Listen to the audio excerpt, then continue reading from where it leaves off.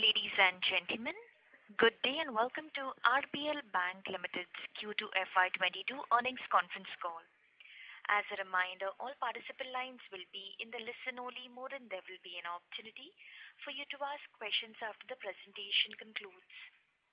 Should you need assistance during the conference call, please signal an operator by pressing star then 0 on your touchtone phone. Please note this conference is being recorded. I would now like to hand the conference over to Mr. Vishwa Ahuja, Managing Director and CEO of RBL Bank. Thank you and over to you, Mr. Ahuja. Yeah, thank you. Good evening, ladies and gentlemen, and thank you for joining us for a discussion on RBL Bank's financial results for the second quarter of FY22. I'm sorry for the slight delay in this call. Because we had some technical issues which we were sorting out, but they've now been sorted out. So happy to proceed now. We hope that all you and your families have been safe and in good health. As always, I'm joined on this call by other members of my team who along with me will address any questions that you have. Quarter 2 has been a story of two halves, if I may say. Till almost the first half or end of August, around the time we spoke to you last time, we were very cautious and still counting the costs of COVID-2, if I may put it that way. The second half, or more specifically September, has been a 180-degree turnaround in the mood and the energy levels. And I want to amplify that briefly. All our business vectors are now back on a positive trajectory. Slippages as well as the recoveries are both looking better than what we had anticipated in August. Therefore, we expect second half to be better and start normalizing. We had feared a loss of almost 10 weeks of card issuance owing to the embargo on MasterCard.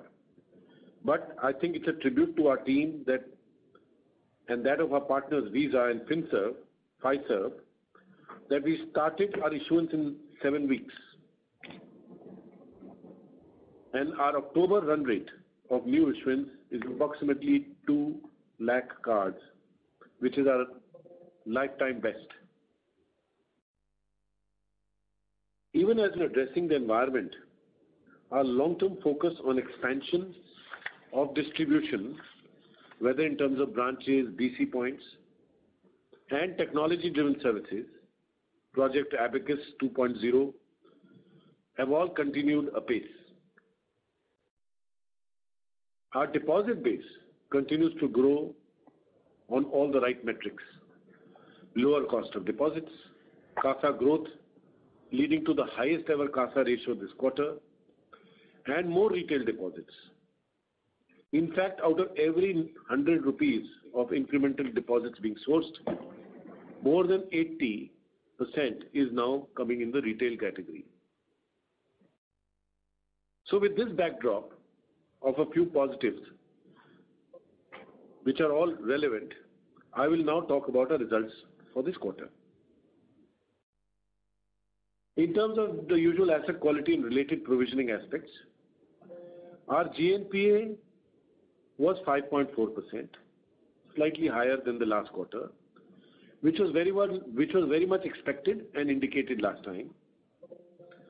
And net NPA is 2.14, so we've kept it around the same level for a long period of time, around the 2% level, as we had committed that we would keep taking more provisions to ensure that net NPA stays, under control and does not show more elevation. In our last call, we had indicated that gross slippages in Q2 were expected to be similar to Q1 on account of higher balances in the retail delinquency buckets. Happy to report that the slippages in Q2 have been lesser than anticipated and have come out at 1,217 crores as against 1,342 crores in Q1 22. On a net slippages basis this quarter, we are 30% lower quarter on quarter. at 747 crores as against 1,069 crores in Q1. We were aided by recoveries and upgrades this quarter at 471 crores or 39% of our gross slippages. We saw pullback from slippages in this quarter and we expect this to continue in the second half, of course. This quarter was the peak of our GNPA cycle. Going forward, in line with our past commentary, we expect gross slippages to be lower, recoveries to continue to be high, and therefore significantly lower NPA position and, of course, net slippages.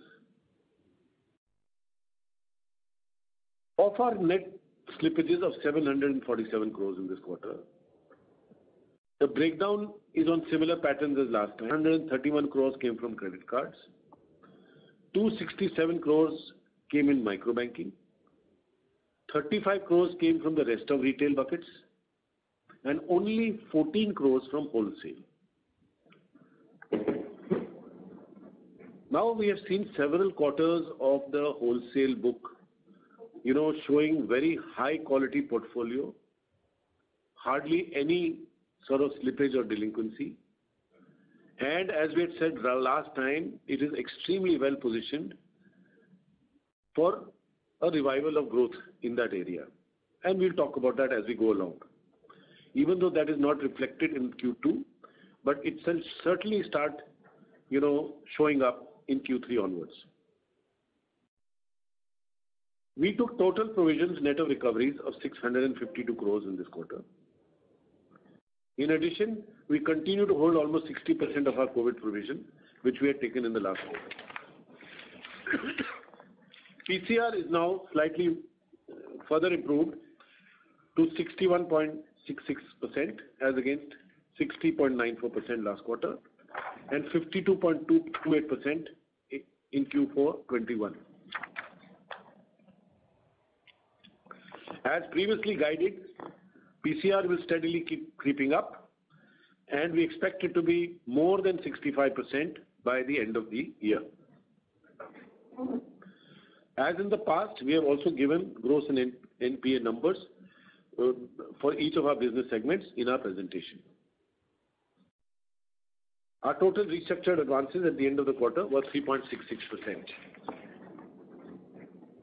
Of this, wholesale was 21% and the rest were from the retail.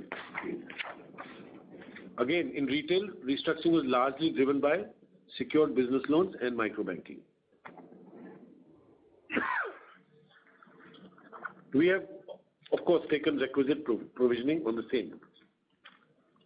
In terms of operating performance, our advances were flat sequentially and were down 1% year on year. Again, this was as per what we had previously indicated. Retail advances declined 4% year on year and sequentially, whereas wholesale advances grew 5% year on year and 3% sequentially. In wholesale banking, our activity levels, as I said earlier, have reversed from where we were over the last few quarters, and we are increasingly seeing traction in credit growth. In fact, in the month of October itself, we have already disbursed more than 1,000 crores of incremental loans, and which is over 4% of our total wholesale book was disbursed in the month of October itself.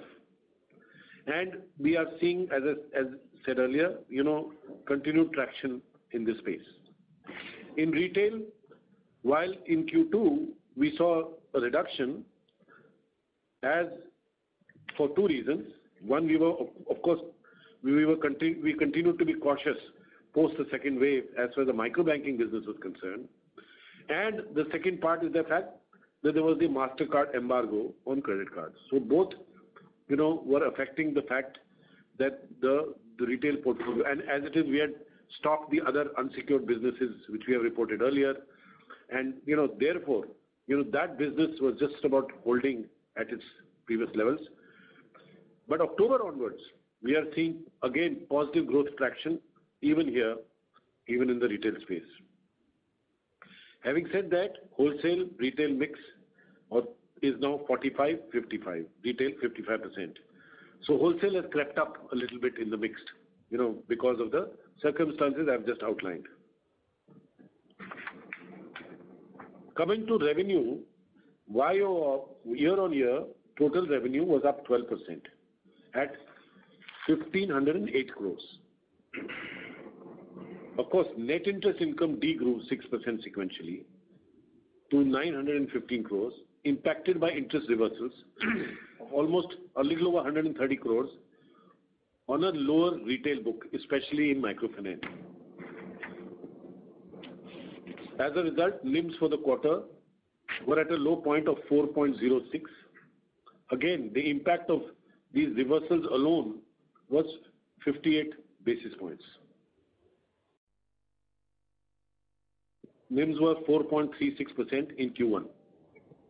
We expect the trend to reverse immediately in Q3 and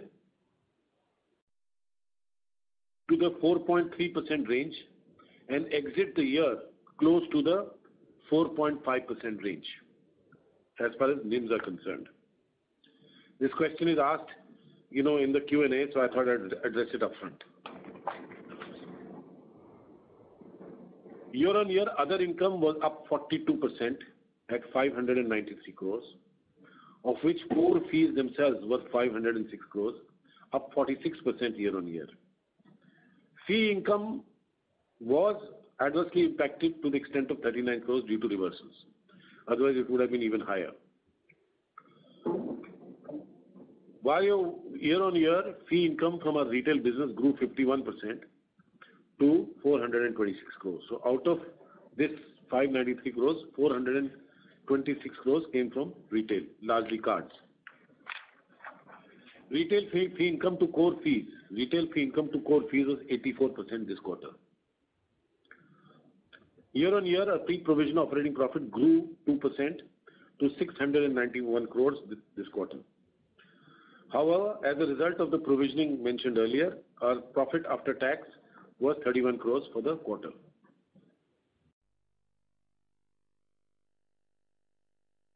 Now let me talk about the deposit franchise, the retail deposit franchise.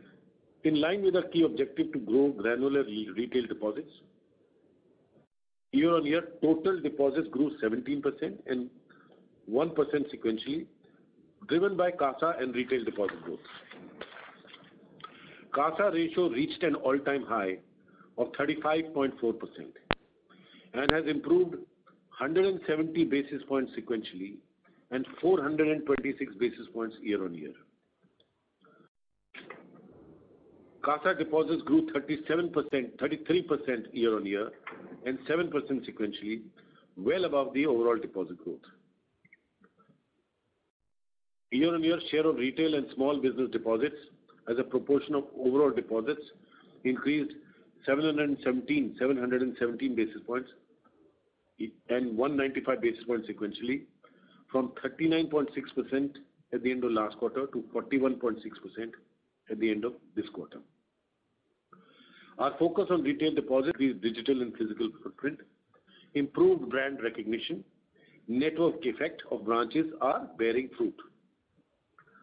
The bank is focused on customer acquisition across all channels and products with a view to materially cross-pollinate various products, something which we have spoken in detail in the recent past, particularly the last quarter commentary. Our liquidity levels, of course, continue to be high, with average LCR at 155% for the quarter. Our cost of deposits has been decreasing steadily and has come down 17 basis points sequentially to 5.01% in Q2. This has come down almost 92 basis points on a year-on-year basis. I think on the average, the industry has come down about half of that. So we've, in a sense, closed the gap a little bit, quite a bit. We expect to see more reduction over the remainder of the year while sustaining retail acquisition momentum. On capital, our capital adequacy ratio was, as of September 30th, was 16.33%, with a CET1 of 15.54%. While we continue to be well capitalized, this little decline I will have Jaideep explain later. It's for certain technical reasons. And we expect to claw it back. But having said that, while we are well capitalized, we are in the process of raising some Tier 2 capital to further augment our capital position in the very near term. On our distribution-led network, we ended the quarter with 445 branches, an addition of 9 branches in the quarter, and 1,435 BC points, an increase of 13, in the last quarter. We expect to end the year with 500 plus branches and continue to grow each year from here on. I now hand over to Harjeet to talk to you about some details on the retail businesses for this quarter. Thank you, sir, and a very good evening to all. I will outline for you our Q2 FY22 experience and how we are seeing things as we move forward from here. Let me begin by talking on advances and disbursements. As was mentioned earlier, advances declined 4% year-on-year and sequentially. While we did see an increase in advances in cards, home loans and tractor loans, there was a decline in microbanking and business banking segment. Disbursements started again from September onwards across all business segments, and we are seeing good traction and seeing them grow in the third quarter. Now, first to talk about how we are seeing things today. In terms of markets, both urban and rural are not seeing any restrictions on account of lockdowns anymore. Resolution rates in terms of collections are better than pre-COVID levels across all buckets. Collection efficiency has seen a gradual improvement in microfinance. Overall collection efficiency was 83% in June, 88% in July, 89% in August, and about 90% in September. On the non-NPA book, collection efficiencies have improved from 83% in June to around 94% in September and are improving every month. The book we originated in FY21 and which therefore was not subject to any moratorium is running at collection efficiencies of around 98.4%, which therefore gives us the confidence that the delinquencies are now restricted largely to our pre-COVID book. This new book accounts for around 53% of our total microbanking advances, and this proportion should start increasing as the new disbursements pick up. On slippages, as mentioned earlier, the slippages in Q2 saw a 10% reduction over the previous quarter at 1170 crores. Further recoveries and upgrades were much higher, resulting in sharp reduction of around 48% in net slippages, 733 crores in Q2 versus 1104 in Q1. The worst of slippages in credit cards are now behind us, and we should see sharp reduction in slippages from Q3 onwards. We will also see a similar trend in business loans. In microbanking, as indicated, we saw lower gross slippages sequentially in quarter 2, though still higher than normal. As I had said earlier in our last call, collection efficiencies are improving, and we are seeing these customers stabilize in the existing delinquency buckets. As indicated previously, recoveries happen towards the end of the loan tenure, as these customers do not typically catch up on missed EMIs and hence don't get upgraded or normalized. In terms of COVID restructuring, the resolution framework of 2.0 was largely centered around secured business loans and MFI. We did around 890 odd crores in the secured business loans and about 360 odd crores in the MFI segment. Restructuring in credit cards was negligible at just about a crore. So total COVID restructuring 1.0 and 2.0 is around 1700 odd crores, and which is about 3% of the total advances of the bank. If I was to talk about a little bit on the business momentum, in credit cards, we launched the credit card issuance on the Visa platform from 13th of September. This was done in record time and much earlier than what we had earlier anticipated. We issued around 1.6 lakh cards in September 21 itself and expect to issue approximately 2 lakh plus cards in October. This should therefore take care of any shortfall that was originally expected on account of the embargo on issuance of new cards on the MasterCard network. Card spends also continue to show robust growth, and Q2 has seen a growth of 48% year-on-year and 21% Q-on-Q. We are now operating at our highest spend levels and have seen the festival uptick in spend kicking for October. We expect spends in October to be in the 4,100 crore range, an 18% increase over the immediate previous month. In terms of microbanking, we have slowly started scaling up on disbursals in microbanking since the beginning of October.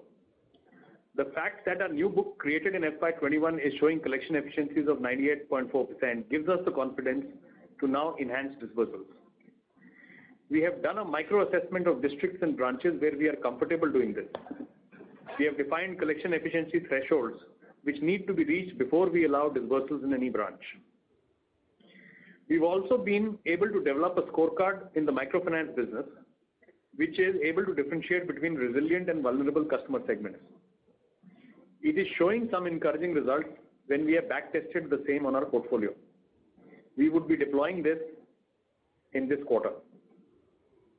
On the other hand, business traction in home loans and tractor loans continues to grow as infrastructure and distribution is getting enhanced. I would now like to hand over back to Mr. Vishnu Ahuja for his concluding remarks. Thank you, Ajit. So to summarize, first point on slippages. In Q2, we have crossed the hump in terms of the impact of slippages from the second wave. In fact, slippages in this quarter were lower and will continue to trend downwards. NPA. Gross NPAs have peaked and they will now trend down too. Our net NPA has been maintained around the 2% level all through the last year. We expect this year to end to bring this down to below 2% levels. On recoveries and PCR, we expect to see recoveries continue from the slipped accounts. On a net basis, 2/3 of our slippages would be accounted for in the first half of the current year, and only therefore the 1/3 in the second half of the current year. Our PCR is 62% and will go above 65% in the second half. Growth traction has started in October and has been very good across all segments. Growth in second half will be 7 to 8% range, with credit costs being less than half of first half. Our own expectation on loan growth is at least mid to high teens growth rate from FY23 onwards, or rather for FY23, with significantly improved profitability metrics. Deposit traction, especially granular retail, will continue to be strong. There is some more room for further reduction in cost of funds in second half, further enhancing our competitiveness as an institution on the lending side. On digital, Abacus continues to be a strong focus area, and we continue to make investments in scaling that up. Lastly, on operating performance, NIM, other income, pre-provision operating profit will start returning to normalized levels in Q3, Q4. We are now more confident of the external environment, and we expect to exit with at least a 1% plus ROA in Q4 and improve that further in FY23. I'll stop here and open it up for Q&A. Thank you very much. Ladies and gentlemen, we will now begin the question answer session.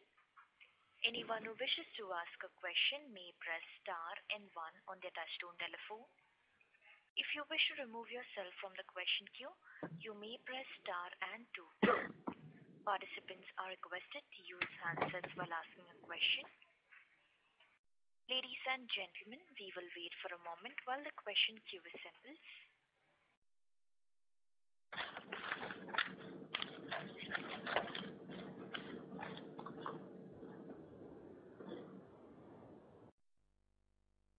The first question is from the line of Shaswan from Point72. Please go ahead. Hey, sorry, am I audible?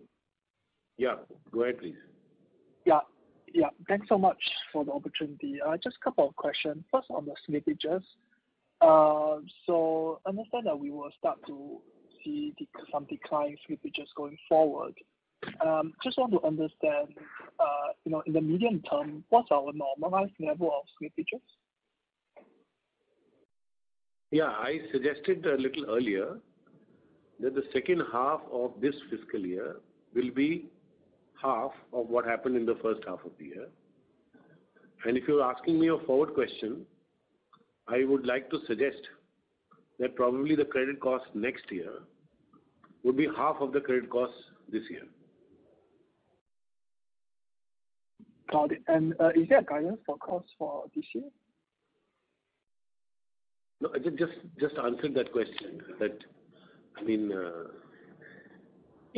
Rest of the year looks like to be around half of the first half. Yeah. So the half of first half is talking about credit costs and slippages, right? Yeah. Oh, got it. Sorry about that. Just on the data keeping questions on the total provision in P&L this quarter is 6.5 billion each, right? Is there a reclassification of recoveries into this line? And if without that reclassification, what's the total provision number? Yes. There is a reclassification as per the Reserve Bank of India guidelines, and we have restated the numbers of the past as well, basis the new classification, where recoveries now from technical write-offs and other write-offs go into the provision line, and that number for this quarter was approximately 67 crores, 670 million. Got it. Thank you so much. And on restructuring, is there any kind of pipeline left, or the 3% book is the peak? No, I think the guidelines essentially allowed the restructuring till September, so there won't be any more restructuring. Got it. Thank you so much. I'll jump back. Thank you. Thank you. A reminder to the participants, if you wish to ask a question, please press star then 1 on your touchtone telephone. The next question is from the line of Chirag Periwal, individual investor. Please go ahead. Yeah, hi. So just I wanted to understand what would be the ROA, what would you finish in terms of corporate banking? What would be the RO percentage? Will you be able to do 1% over there as well? We don't, at this moment, I don't think we have given or are able to give segmental ROAs. So, I have given you a blended ROA indication for the last quarter of the year, exit last quarter, and also therefore an indication for next year, which will be of course better than that. Okay. And in terms of retail banking, can you provide us the information more about the home loans in the side? How has that grown in terms of secured assets as compared to the unsecured assets? The overall unsecured portfolio of the bank is lower by about 1% compared to the last quarter. Yeah. I mean, in terms of the mix, the unsecured has come down by 1%. And previous quarter also it came down relative to the previous quarter to that. So it is trending in that direction, and it will trend down a little bit more as we go along. But please remember that we have now our micro banking, which is also unsecured, on percentage terms, which used to trend 14-15% in the past, is now going to be under 10% going forward. So there is a significant percentage proportion change there. But that will be, according to us, likely made up by the additional exposure we will take on the card side. So, where we see great opportunity and profitability going forward. And the other unsecured loans which we used to do in the past, which we have stopped, we had indicated last quarter also that part we expect to be replaced by secured lending forward on the newer secured product lines, that we have started, i.e., home loans, tractor loans, and so on and so forth, which are picking up traction steadily, if not rapidly. Okay. Thank you. So yes, moderation of unsecured, but at the same time, mix changing slightly among the various product categories. Okay. Thanks.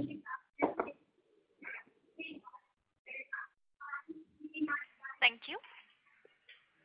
A reminder to the participants, if you wish to ask a question, please press star then 1 on your touchtone telephone. The next question is from the line of Amit Premchandani from UTI Mutual Fund. Please go ahead. Thank you, sir. I had a question on the Tier 1. You mentioned in the early part of the call, you will explain what led to the decline. So if you can explain what led to the decline in Tier 1 and increase in the risk-weighted asset this quarter. Yeah, Amit. So in the retail secured loan portfolio, typically you need to have certain criteria to get the benefit of the 75% risk weight in terms of turnover, etc. So I think that particular thing, including Udyam certificates, etc. So I think we fell short a bit in terms of truing up that. I think that should reflect again by the time we hit the next quarter. So we should. Because of the challenges around COVID and other, getting these Udyam certificates was a challenge across the industry. Other banks also faced it. We raised this issue through the IBA also. Now, that being the case, there was a challenge temporarily, but I think we are sorting it out. So we should claw back about 25 to 30 basis points like to like next quarter. Thank you, sir. And another question from my side, the tie-up with Bajaj Finance on the credit card, when is it ending and what are the negotiations going forward? So, I think we can answer that question. Yeah, November. Yeah, the original agreement goes into next month, is valid till end of November, and we expect a satisfactory renewal well within that timeline. Sure. And you will announce it whenever it happens, right? Absolutely, we will. Sure. Thank you, sir. That's it for me. Thank you. A reminder to the participants, if you wish to ask a question, please press star, then 1 on your touchtone telephone.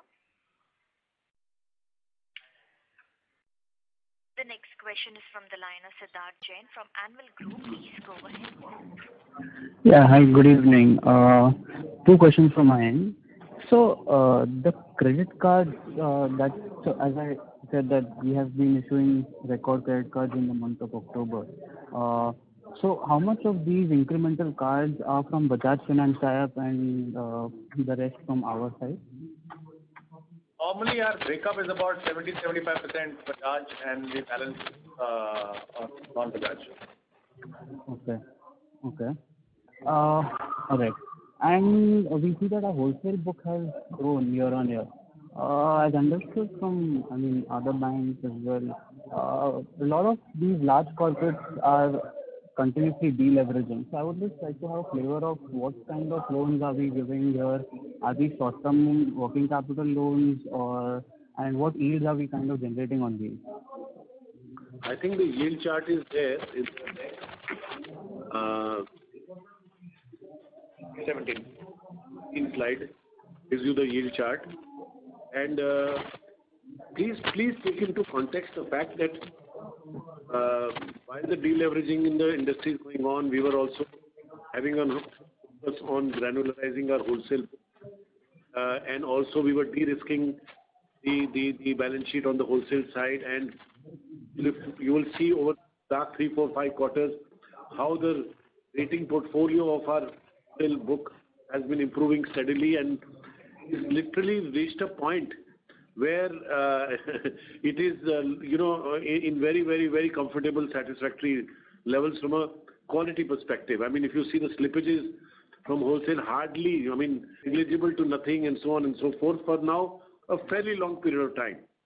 So this is the time. Last quarter we said that we are going to reposition this business for growth now, and this growth is coming from mid-sized companies and also some from the slightly larger businesses, customers, clients that we have.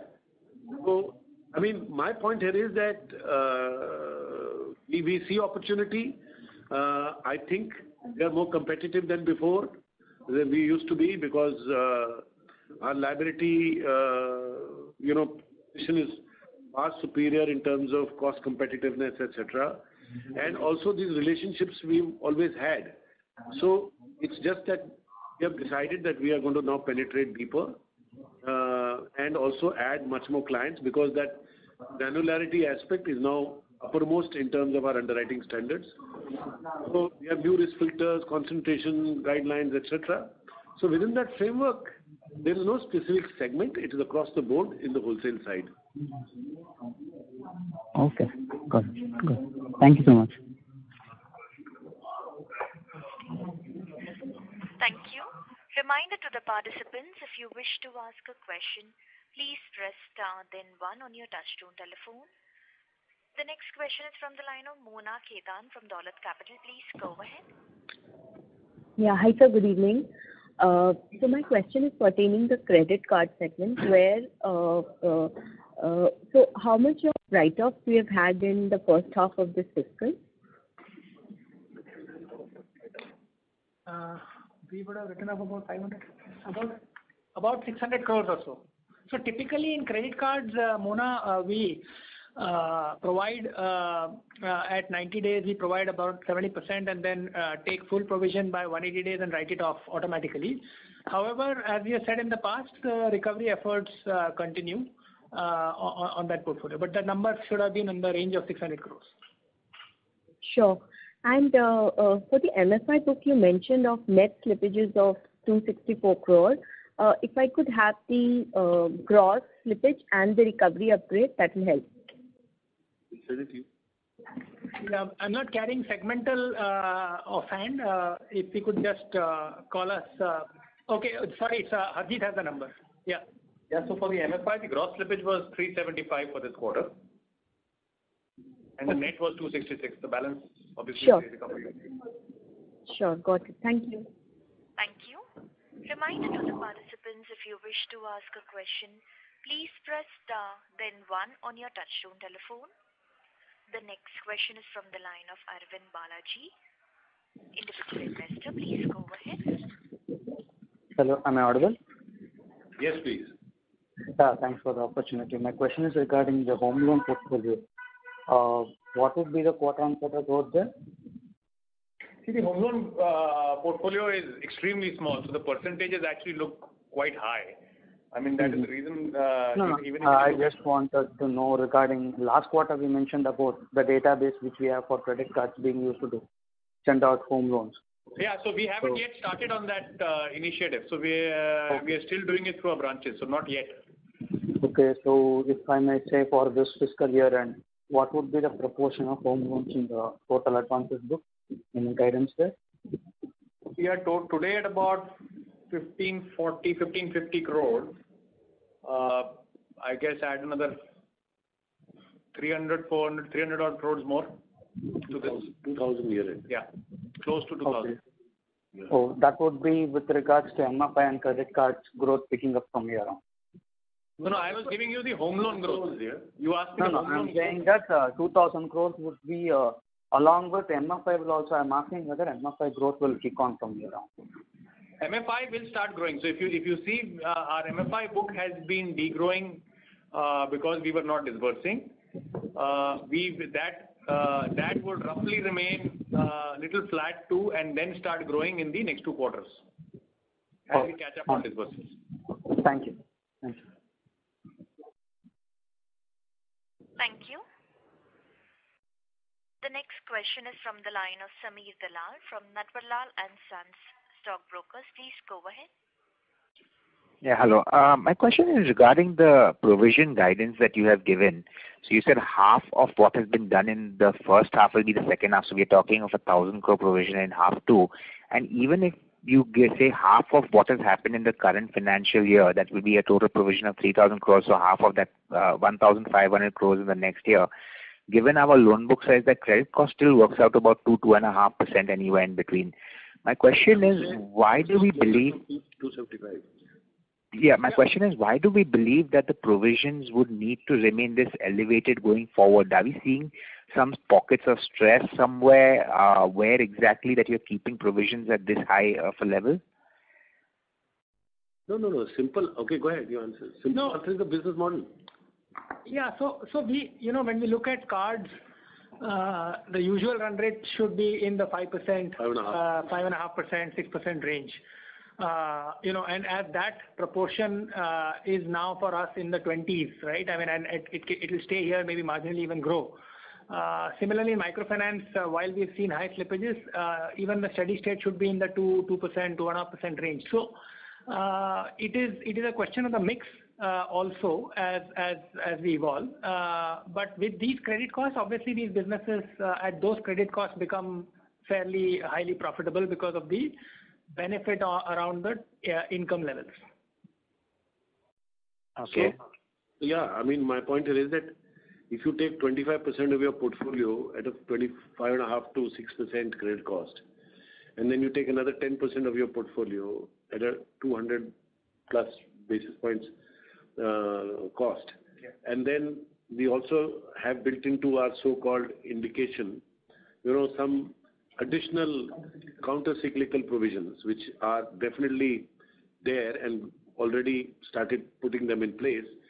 And we have planned for that in our model next year. So some of that, maybe 0.5% or more of that is also put into the system. That may not occur and that may turn out to be a benefit. But given the kind of event risks we have faced in the MFI business in the last 2-3 years, even COVID and pre-COVID, we do feel that these counter-cyclical buffers need to be put in place. And therefore, we have planned for them, and so that if anything, we come out better rather than worse compared to our, if I may say, indications or, guidance even for our own functioning. So if you take this kind of a portfolio mix, and also we are investing in certain new businesses, while we all hope that these are secured businesses, these are tested businesses, the level of credit costs are relatively lower. But for a bank like us, since we are getting into this business and it is the initial years, we also have to see how they pan out, so there is a little bit of conservatism in what we have said. But I think given the environment we are coming out of, conservatism is important. Fair enough. Second question is in regards to, you said the interest reversal was how much? 130 crores was it, did you say? Yes. So 130 crore interest reversal. Now, my question, you also mentioned that a lot of these, restructured books will probably not go into standard asset because most of these people don't come back and come to the exact tenure of what they were supposed to be paying. But by when can we expect any of this interest reversals to be adjusted back into our income levels? I mean, it will not happen till the loans are fully repaid. No, so Sameer, I think 2 points here. Interest reversals happen when you have outside slippages, which we have seen in the last 2 quarters because of COVID. As we see slippages normalize, we will, and also by the way, we don't even take stop interest meter on restructured loans on a conservative basis. So, as soon as slippages begin to normalize, which we expect should happen by Q4, these numbers on interest reversal should materially come down and go back to BAU levels, which is why Mr. Ahuja guided the fact that we should see, upward trend in margins in Q3 and then getting back to somewhere in the 4.5% range for Q4. Remember, I suggested that 4.06, which is for the second quarter, maybe closer to 4.30 next quarter and 4.50 the following quarter, so that automatically, the math can be done and you'll figure it out. Correct. Correct. And just one last question, if you may. You guided for a 7% growth for the remainder of the year in your loan book. Is that correct? 7 to 8, I suggested, yes. 7 to 8, and then you will be in the mid-teens in FY23. That is mid to high teens is what I suggested, yes. Correct. Okay. Just wanted to clarify those numbers. Thank you very much for the information. Thank you. Reminder to the participants, if you wish to ask a question, please press star then 1. The next question is from the line of Aman Elahi from Investec India. Please go ahead.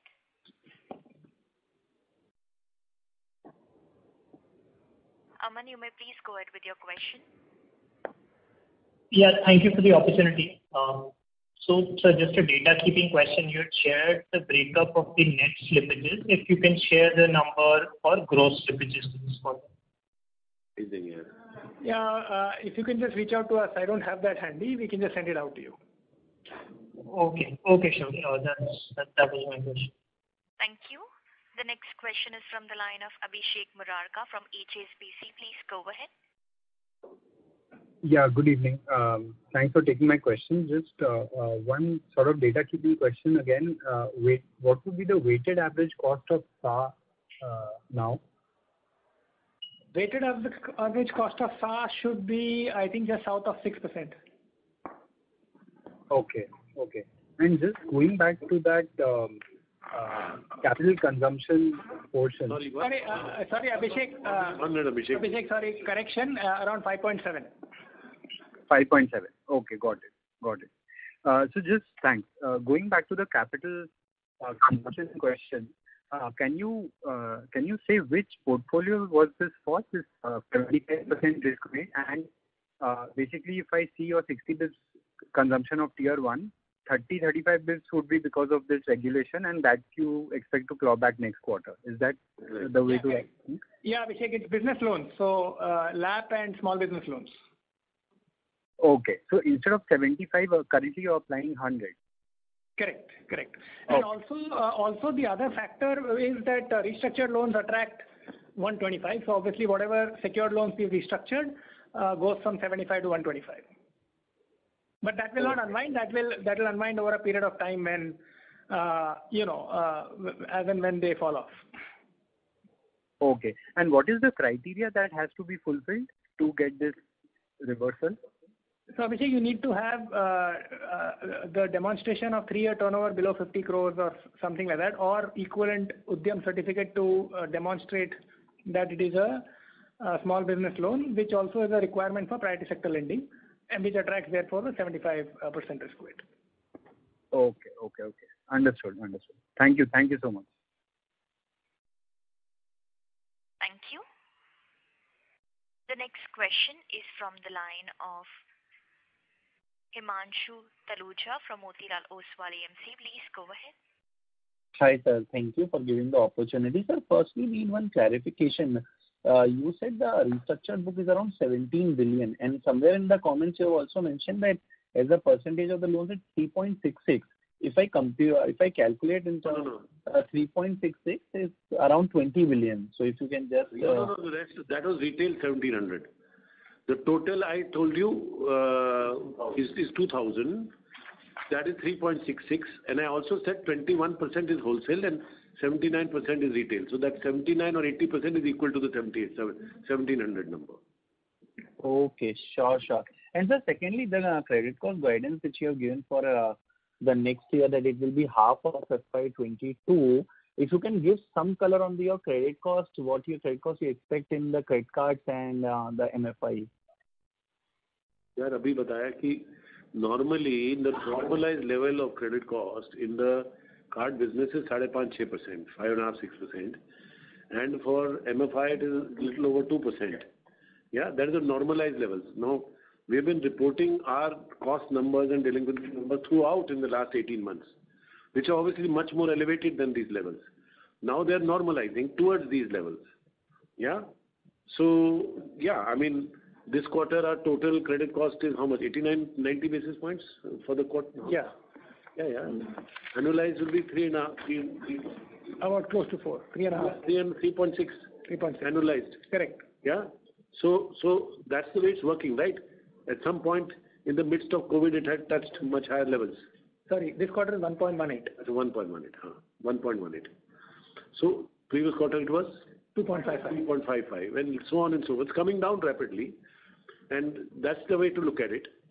But normalized levels for the bank as a whole, if you do a weighted average of across the portfolio, comes to around 275 basis points to 280, 290 basis points, in that range for the year as a whole.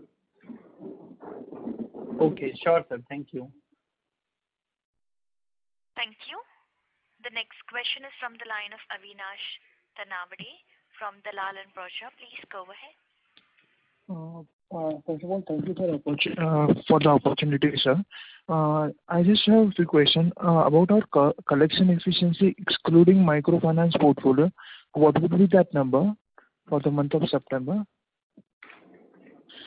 Bank as a whole or retail? Excluding microfinance, sir. For microfinance? Excluding microfinance. So retail. So if you go to slide 39, you will see the retail loans collection efficiency. Excluding microfinance. Excluding microfinance. Slide 39 has the answer.